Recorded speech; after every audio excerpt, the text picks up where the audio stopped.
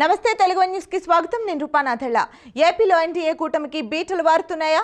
Janasena TDP నేతల మధ్య విభేదాలు పొడ చూపుతున్నాయా?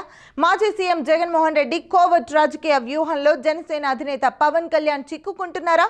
జన సైనికులు టీడీపీ శ్రేణులు అప్రమత్తం కాకుంటే త్వరలో ఎన్డీఏ కూటమిలో లుకలుకల తారాస్థాయికి చేరుకోవడం ఖాయమా అంటే అవుననే సమాధానమే వినిపిస్తోంది. కూటమి నేతలు ఏమాత్రం తొందరపాటుగా వ్యవహరించినా టీడీపీ జనసేన పార్టీల మధ్య పూడ్చలేని అగాధం ఏర్పడడం ఖాయమని పరిశీలకులు విశ్లేషిస్తున్నారు. 2024 ఎన్నికల ముందు తెలుగుదేశం, బీజేపీ, జనసేన పార్టీలు కూటమిగా జట్టు కట్టాయి. 5 ఏళ్లలో వైసీపీ అరాచక పాలనకు ఫుల్ స్టాప్ పెట్టేందుకు 3 పార్టీలు ఏకమయ్యాయి. ప్రజలు సైతం జగన్ రెడ్డి అరాచక దోపిడీ పాలనతో విసిగిపోయారు. దీంతో గత ఎన్నికల్లో కూటమికి భారీ మెజార్టీ కట్టబెట్టారు.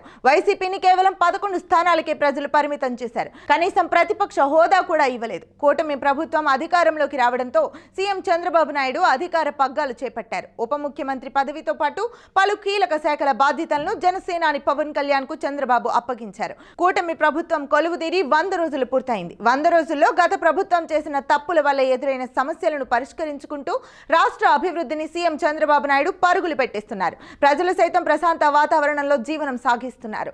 సీఎం చంద్రబాబు నాయుడు గత వైసీపీ ప్రభుత్వంలో అవినీతి అక్రమాలకు పాల్పడిన అధికారులు, వైసీపీ నేతలపై కొరడా జులిపిస్తున్నారు. ముఖ్యంగా ముంబై నటి జత్వానీ కేసులో 3 పోలీసు ఉన్నతాధికారులను సస్పెండ్ చేశారు. ఆ కేసులో కీలక నిందితుడు వైసీపీ నాయకుడు అయిన కుక్కల విద్యాసాగర్ అరెస్ట్ అయ్యారు. కోర్టు ఆయనకు అక్టోబర్ 4 వరకు రిమాండ్ విధించింది. అలాగే వైసీపీ హయాంలో ఆ పార్టీ కార్యకర్తలుగా వ్యవహరించిన అధికారులను చంద్రబాబు నిర్దాక్షిణ్యంగా పక్కన పెట్టారు. వైసీపీ 5 ఏళ్ల పాలనలో అవినీతి అక్రమాలను కూటమి ప్రభుత్వం వెలికి తీస్తుండటంతో వైసీపీ నేతల్లో దడపుడుతోంది.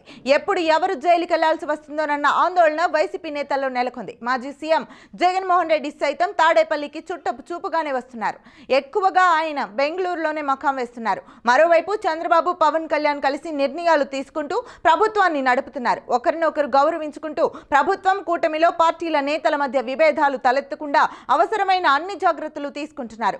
పవన్, చంద్రబాబు మధ్య సఖ్యతను చూసి వైసీపీ నేతలు జీర్ణించుకోలేకపోతున్నారు. వీరిద్దరూ కలిసి ఉంటే తన పార్టీ ఉనికికే ప్రమాదం అని గ్రహించిన మాజీ సీఎం, వైసీపీ అధినేత, పులివెందుల ఎమ్మెల్యే జగన్మోహన్ రెడ్డి జనసేన, టీడీపీ నేతలు, కార్యకర్తల మధ్య విభేదాలు సృష్టించేందుకు పక్కా ప్రణాళికను అమలు చేస్తున్నట్లు ఏపీ రాజకీయ వర్గాల్లో ప్రచారం జరుగుతోంది. వైసీపీలో తన సన్నిహితులుగా ఉన్న నేతలను కోవర్టులుగా కూటమిలోకి పంపాలనేదే ఆ ప్రణాళిక అంటున్నారు. సీఎం చంద్రబాబు నాయుడు దూకుడైన పాలనతో రాబోయే కాలంలో ఇబ్బందులు తప్పవని జగన్ సహా వైసీపీ నేతలు ఆందోళనలో ఉన్నారు. ముఖ్యంగా తెలుగుదేశం, జనసేన పార్టీలు కలిసి ఉంటే గ్రామ స్థాయి నుంచి రాష్ట్ర స్థాయి వరకు రాబోయే కాలంలో వైసీపీ పట్టు కోల్పోవడం ఖాయమని, అదే జరిగితే పార్టీ మళ్లీ అధికారంలోకి రావడం మాట అటుంచి వైసీపీ ఉనికి మాత్రంగా కూడా మిగిలే అవకాశం ఉండదని జగన్ ఆందోళన చెందుతున్నట్లు తెలుస్తోంది. కూటమిలో చీలికలు తెస్తే తప్ప రాబోయే కాలంలో రాజకీయంగా మనుగడ సాగించలేమని భావిస్తున్న జగన్ కూటమిలోని పార్టీల కార్యకర్తల మధ్య విభేదాలు సృష్టించేలా జగన్ పక్కా వ్యూహరచన చేసినట్లు తెలుస్తోంది. వైసీపీ నుంచి పలువురు నేతలు జనసేనలో చేరబోతున్నారు.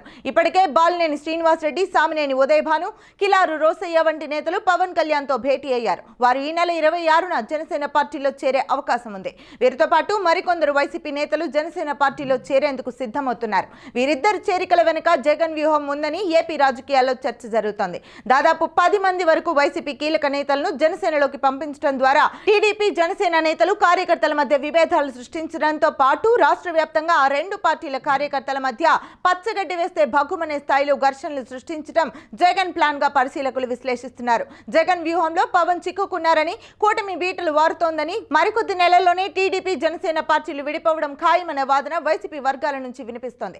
ఇప్పటికే ఒంగోలులో రాజకీయ రచ్చ మొదలైంది. బాలినేని శ్రీనివాసరెడ్డి జనసేన పార్టీలో చేరుతున్నారు. ఆయన చేరికను స్థానికంగా కొందరు జనసేన నేతలతో పాటు టీడీపీ నేతలు తీవ్రంగా వ్యతిరేకిస్తున్నారు. ఈ క్రమంలోనే బాలినేని ఒంగోలుకు వస్తుండటంతో ఆయన అనుచరులు భారీ ఎత్తున ఫ్లెక్సీలు ఏర్పాటు చేశారు. ఈ ఫ్లెక్సీలు టీడీపీ ఎమ్మెల్యే దామచర్ల జనార్దన్ తో పాటు తెలుగుదేశం ఎంపీ మాగంటి శ్రీనివాసులు ఫోటోలను కూడా ఉంచారు. దీంతో తెలుగుదేశం నేతలు ఆగ్రహం వ్యక్తం చేస్తూ ఆ ఫ్లెక్సీలను తొలగించారు. ఫలితంగా ఒంగోలులో మరోసారి బాలినేని వర్సెస్ దామచర్ల అన్నట్లుగా రాజకీయాలు మారాయి. బాలినేని జనసేన పార్టీకి వస్తే ఆ పార్టీ నేతలు నేతలు తప్పనిసరిగా బాలినేనికి సపోర్ట్ చేస్తారు. తెలుగుదేశం నేతలు దామచర్లకు మద్దతుగా ఉంటారు. దీంతో జనసేన తెలుగుదేశం శ్రేణుల మధ్య విభేదాలు తారాస్థాయికి చేరుతాయి. ఈ రెండు వర్గాల మధ్య విభేదాలు వైసీపీ సద్వినియోగం చేసుకుంటుంది అన్నది రాజకీయ పరిశీలకుల విశ్లేషణ. జగన్ వ్యూహంలో భాగంగానే బాలినేని జనసేనలోకి వస్తున్నారని, ఈ రెండు పార్టీల మధ్య విభేదాలను వైసీపీ సద్వినియోగం చేసుకుంటుందని రాజకీయ పరిశీలకుల విశ్లేషణ. జగన్ వ్యూహంలో భాగంగానే బాలినేని జనసేనలోకి వస్తున్నారని, రెండు పార్టీల మధ్య